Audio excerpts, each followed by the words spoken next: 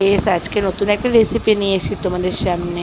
দেখো, ভালো লাগবে। আজকে হচ্ছে মোচা, নিরামিষ মোচা আলু দিয়ে ঘন্ট বানাবো। দেখো, মোচা সিদ্ধ করে নিয়েছি, আলু ভেজে নিয়েছি, শুকনো লঙ্কা, গরম মশলা, জিরে, আর এদিকে কড়াইতে তেল গরম করতে দিয়ে দিয়েছি। দেখো, তেলের মধ্যে তেল গরম হয়ে জিরে, শুকনো লঙ্কা আর তেজপাতাটা দিয়ে গরম মশলা দিয়ে নাড়িয়ে নেবো। ভালো করে একটু ভেজে নেবো। ভেজে নিয়ে ভাজা আলুগুলো তেলের মধ্যে দিয়ে দেবো।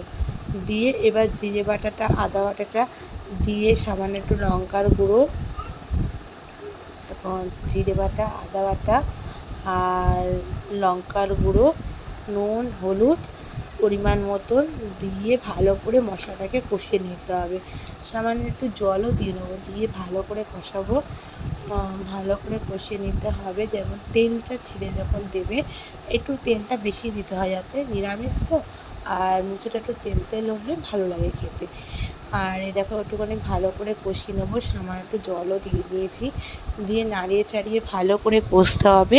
কষানো হয়ে গেলে এবার মোচা, সিদ্ধ করা মোচাটাকে দিয়ে দেবো ওই কড়াইয়ের কষানোর মধ্যে। দেখো, কষানো হয়ে যাচ্ছে, ভালো করে কষানো হয়ে গেছে। এবার আমি ওর মধ্যে সিদ্ধ করা মোচাটাকে দিয়ে দেব।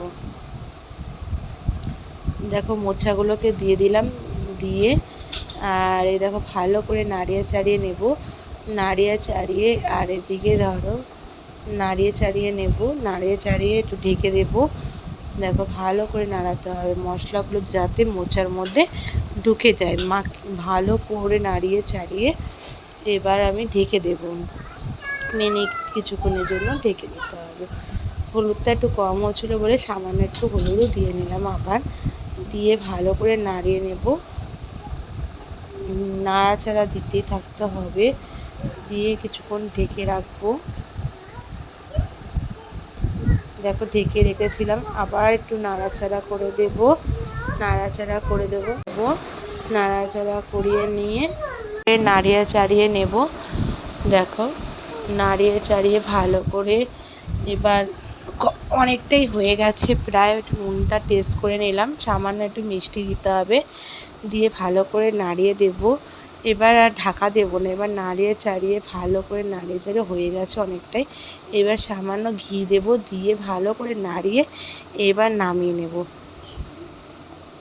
দেখো, হয়ে গেছে, অনেকটা ভালো হয়েছে। এবার নামিয়ে নেব। সব কিছু সিদ্ধ হয়ে গেছে, নামিয়ে এবার গরম গরম পরিবেশন করে। ভালো লাগলে লাইক করবে, শেয়ার করবে।